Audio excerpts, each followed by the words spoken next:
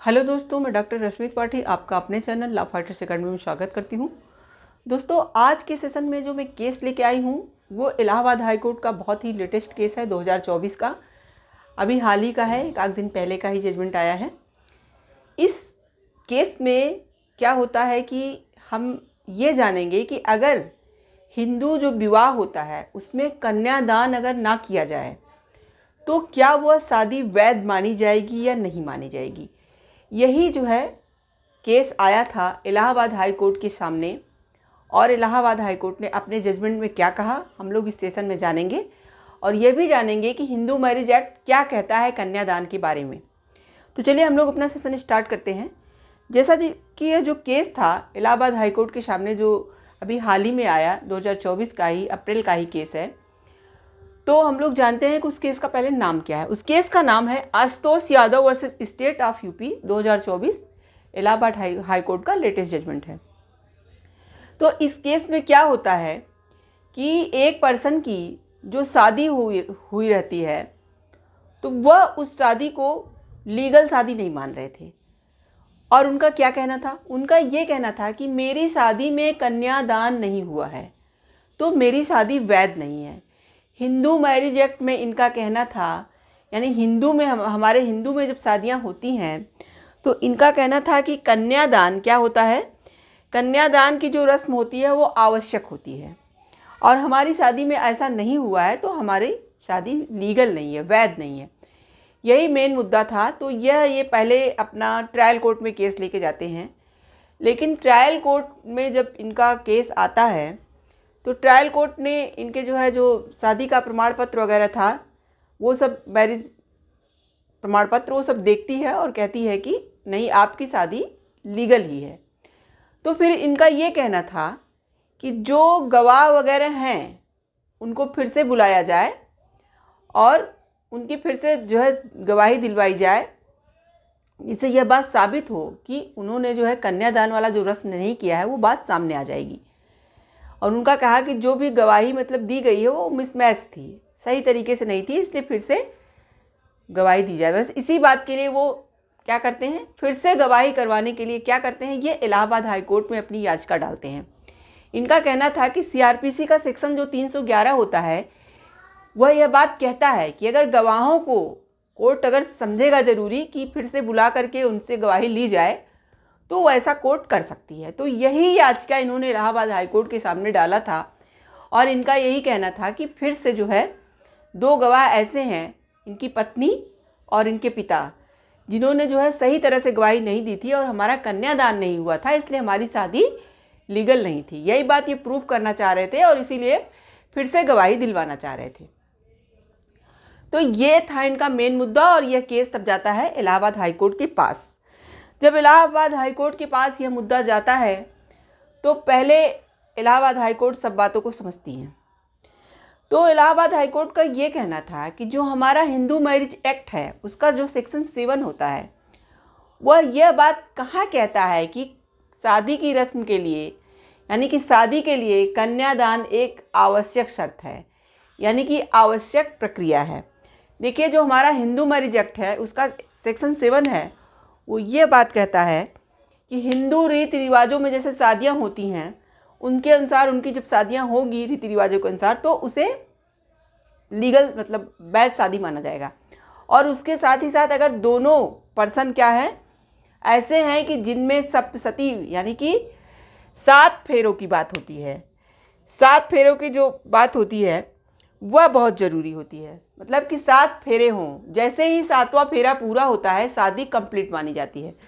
तो Hindu marriage act का section 7 यह बात कहता है कि जो 7 फेरों वाली बात है वो आवश्यक है। अगर दो पर्सन शादी करने जा रहे हैं तो दोनों में से अगर किसी के रीति रिवाज ये कहते हैं कि सप्तशती का पालन करना आवश्यक है तो उसके अनुसार उनको ये करना जरूरी होगा, यानी 7 फेरों वाली जो रस्म है वो बहुत ही इंपॉर्टेंट रस्म है, ऐसा हिंदू मैरिज एक्ट के सेक्शन 7 में कहा गया है।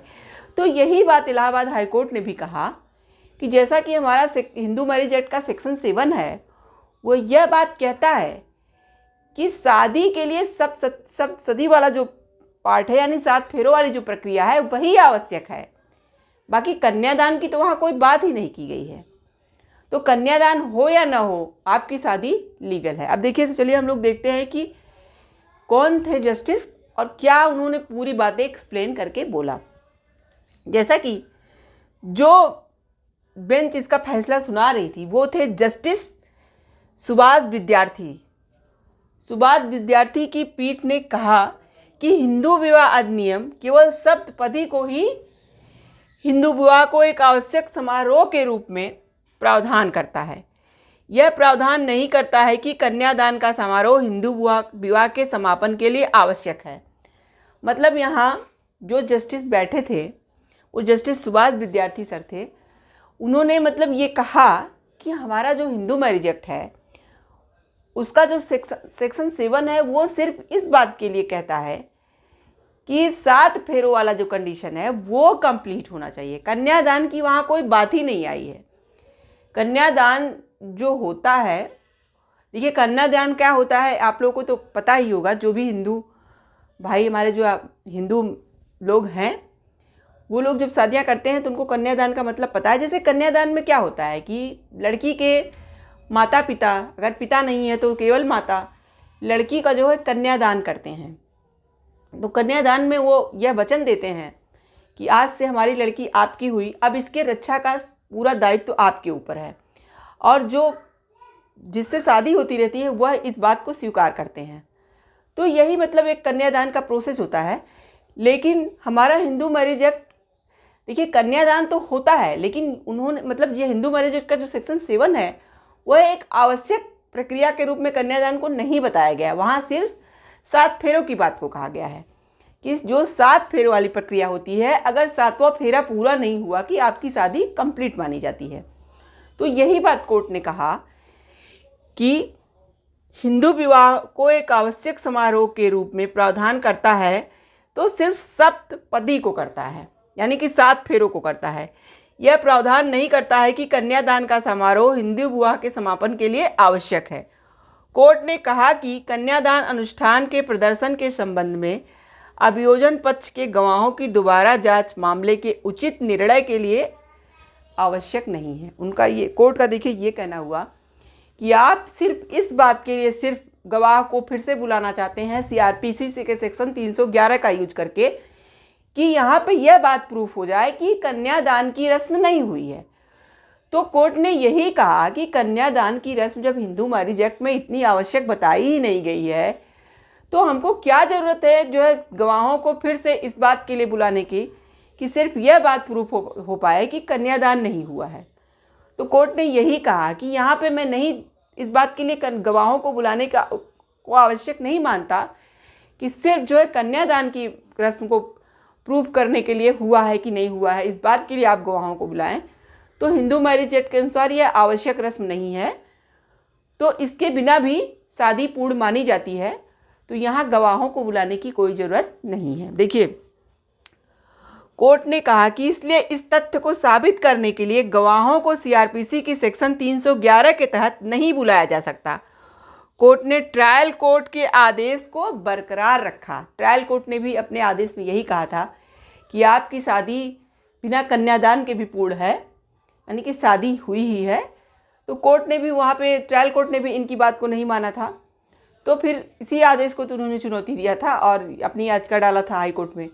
तो वहाँ पे जो है इलाहाबाद हाई कोर्ट ने यही किया कि ट्रायल कोर्ट की जो का आदेश आया था उसे बरकरार रखा और याचिका को इनके क्या कर दिया, खारिज कर दिया। इनकी जो कन्यादान रस्म को लेकर के गवाहों को फिर से बुलाने के लिए याचिका जो इन्होंने डाला था उस याचिका को कोर्ट ने रद्द कर दिया और कहा कि हिंदू मैरिज एक्ट का जो सेक्शन 7 होता है, इसी सेक्शन 7 का हवाला देते हुए कोर्ट ने यहाँ पे इलाहाबाद हाई कोर्ट ने यही बोला कि चूँकि कन्यादान जो ये रस्म होती है यह होती ज़रूर है हिंदू मैरिज एक्ट में, हिंदू विवाह में यह आवश्यक रस्म है, लेकिन इसे शादी को पूर्ण बनाने के लिए आवश्यक नहीं माना गया है। अगर ये नहीं होती है, 7 फेरे हो जाते हैं, तब भी शादी पूर्ण मानी जाती है। यही कोर्ट ने कहा और इनके याचिका को, याचिकाकर्ता जो याचिका लेके आए थे उसको खारिज कर दिया। देखिए यहाँ पे इलाहाबाद हाई कोर्ट का मतलब यही कहना था कि जो हमारे यहाँ सप्तपदी का जो अग्नि के सामने 7 फेरों वाला रस्म होता है वही इम्पॉर्टेंट माना गया है। वैसे भी अगर कोई पर्सन जो है अगर शादी करता है रीति रिवाजों के अनुसार नहीं करता है, कोर्ट मैरिज कर लेता है, तो वहाँ पे भी तो जो है क्या होता है, वहाँ पे भी तो कन्यादान की कोई रस्म नहीं आती। लेकिन हाँ, वहाँ पे तो फिर सप्तपदी वाला भी कोई रस्म नहीं आता, तो वो तो अलग मैटर हो गया। लेकिन यहाँ पे कोर्ट का बार बार यही कहना था, वह सेक्शन 7 का हवाला देके, कि जो है कन्यादान तो आवश्यक नहीं बताया गया है। हमारे मैरिज जो हिंदू मैरिज एक्ट है वो कहीं पे इसका आवश्यक शर्तों के रूप में उल्लेख नहीं किया गया है। इसीलिए जो है आपकी शादी अगर कन्यादान नहीं हुआ है तब भी पूर्ण मानी जाएगी। ये था पूरा केस और इलाहाबाद हाई कोर्ट का क्या जजमेंट आया। तो आप लोगों को इलाहाबाद हाई कोर्ट का जजमेंट कैसा लगा, आप कमेंट बॉक्स में हमें ज़रूर बताइएगा। और आशा करते हैं कि आज का केस आपको पसंद आया होगा। आप मेरे चैनल को लाइक कीजिए, सब्सक्राइब कीजिए, शेयर कीजिए और बेल आइकन को दबाइए, जिससे ऐसे ही नए नए इंटरेस्टिंग केसों से मैं आपको अवगत कराती रहूं। तो थैंक यू वेरी मच।